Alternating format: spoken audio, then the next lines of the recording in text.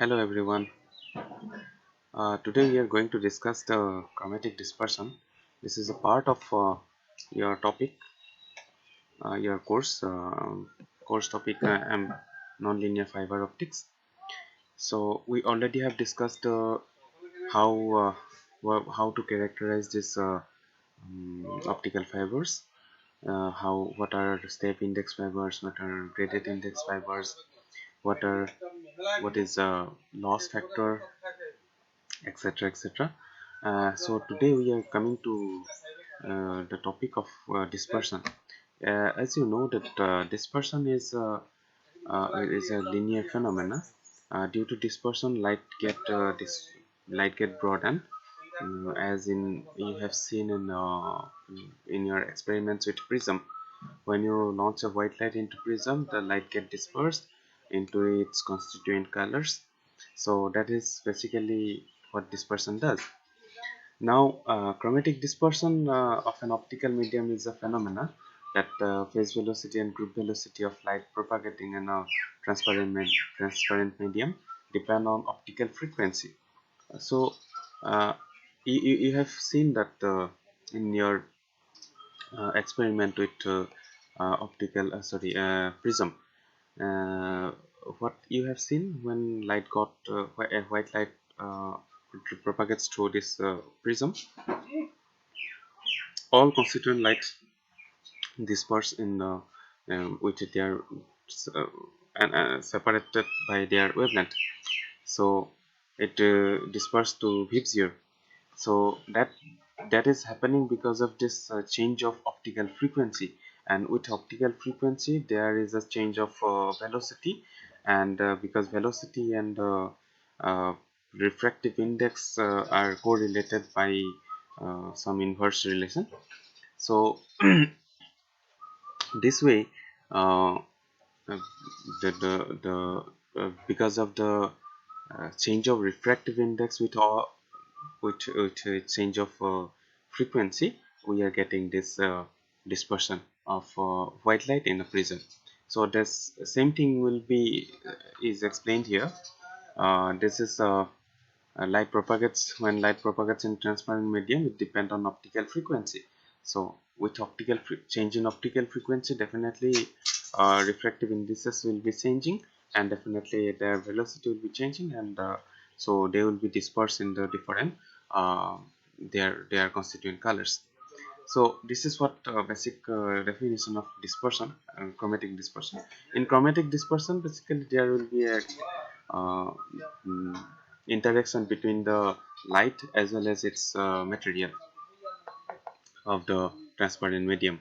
So there is a mathematical description of chromatic dispersion, but this is called Abbe number. This is not important in our course, though you can study it.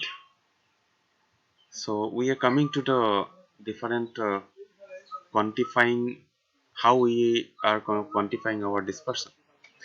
Here you see the modern way of quantifying chromatic dispersion is based on Taylor series expansion of the wave number k, change in spectral phase per unit length. Okay, so and that Taylor series expansion is made around some central frequency omega naught. Uh, so that for example, mean frequency of some laser pulse. Okay, say for example you are launching a pulse into a optical fiber. You have launched a pulse at around a frequency omega naught. Then how this dispersion will be related? Dispersion will be the expression of the dispersion will be k. Say for example, this is the wave number. K is a function of omega, and that k will be having a relation with omega naught, which this is the central frequency, and omega is the frequency. So k omega means the dispersion. The wave number is can be expressed in terms of this relation. This is coming from Taylor series expansion. K naught dk by d omega, omega minus omega naught, plus half of d2k by d omega 2, omega minus omega naught square, plus the third one, the third order dispersion. So here you can see this k naught is the linear dispersion. K dk by d omega is the first order dispersion. K2 d2k by d omega 2 is the second order, and d3k by d omega 3 is the third order dispersion. So these terms are corresponding to different order of the following meaning. The zero order term describes the common phase shift. Okay. Now K naught is K naught represents the phase shift, how phase is shifting when a light pulse propagates through the nonlinear dispersive medium. So then the first order term is the inverse of group velocity. We know what is group velocity. Group velocity is Vg, which is equal to d omega by dk. But here the k dash dk by d omega means inverse of this group velocity. So this is k dash. We term this part as k dash. K dash equals to dk by d omega, which is nothing but 1 by vg, where vg is the group velocity. So it is said that it describes an overall time delay without an effect of pulse shape. Okay, group velocity. Uh, key. You know what is group velocity?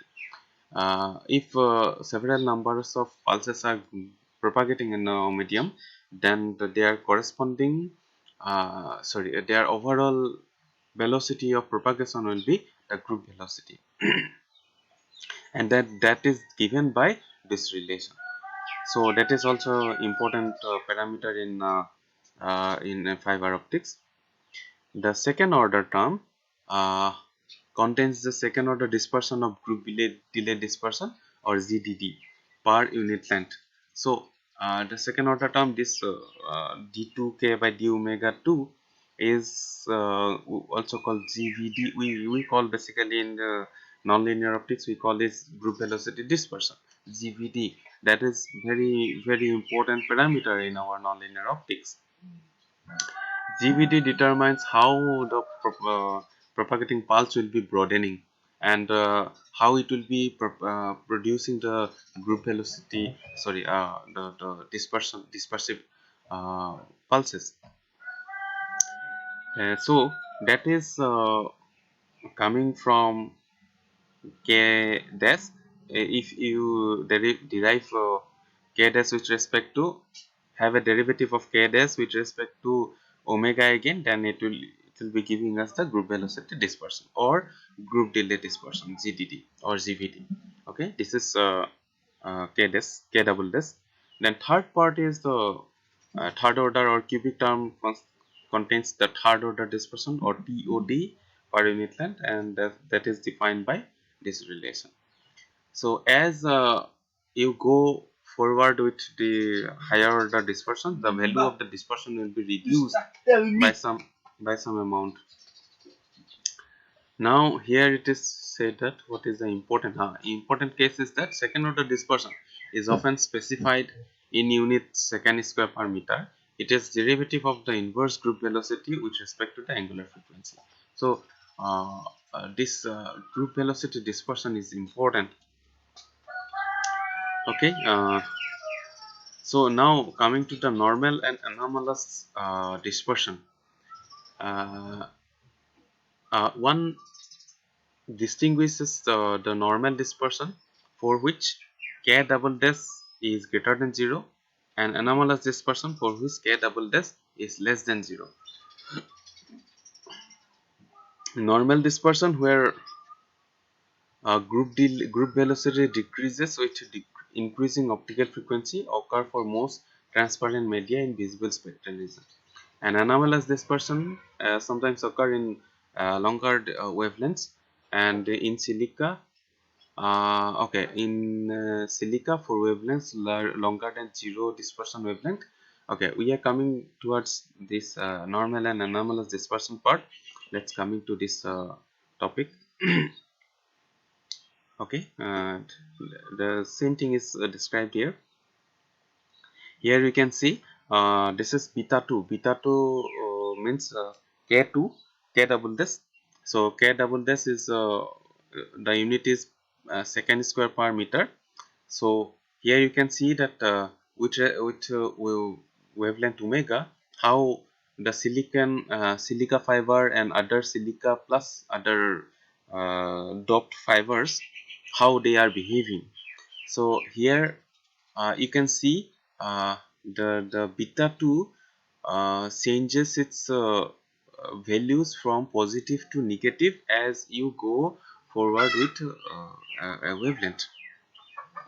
Now you can see there are two parts. If beta 2 is above 0, then this is beta 2 will be positive, and if it is below 0, then beta 2 will be negative. So what is, this positive and negative tells? When beta 2 is positive, the dispersion is called normal dispersion. In this regime, the blue shifted components of an optical pulse travels slower.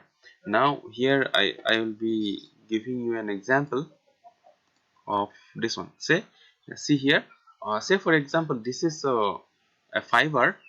This is a fiber, single mode optical fiber, where a pulse of this kind, of this form, you launch. The definitely there will be a since refractive index will be different for different wavelength. So this pulse is a white pulse. So in this white pulse, what will happen? Means white light. What will happen? All the constituent elements will be constituent colors will be traveling with different speed. Now here you see red is at here, and blue is at the red is in the left side, blue is in the right side. So if we consider this is having a normal dispersion regime, then what will happen? The pulse, the time will start from here. This is the 0 to low time to high time. So when the time is say for example, this is a 0 point of this time of this pulse, then the red pulse will be appearing here, the blue pulse will be appearing here. Means uh, there will be uh, yes, there will be a visual kind of thing you will be seeing here. So and also what you will be seeing, this is the input pulse. Now the input pulse has been changed and it will be dispersed like this. The shape of the pulse will be changing. If this is width of this pulse is this much, then width of this pulse have changed, and it will be increased. The width of this pulse will be increased, and that is because of the dispersion. Because of dispersion, the pulse width will be increased. So uh, another thing is that anomalous dispersion. uh, in anomalous dispersion, if beta 2 is less than 0, it is if beta 2 is negative, then anomalous dispersion occurs. It's effect the opposite to the normal dispersion regime, that red shifted components travel slower. In case of optical fibers, solitons are supported in this regime, keeping an equilibrium of dispersive and nonlinear effect. That will be soliton case will be discussed later. Now you can here you can see anomalous it will be normal dispersion. If uh, say if my lambda, if we consider the lambda, say for example the red one, where is the red one? Silica. The silica fiber, red one. Let us consider the red one. This is the red one, red fiber. Dispersion graph of this red. It is around 1.3 micrometer wavelength.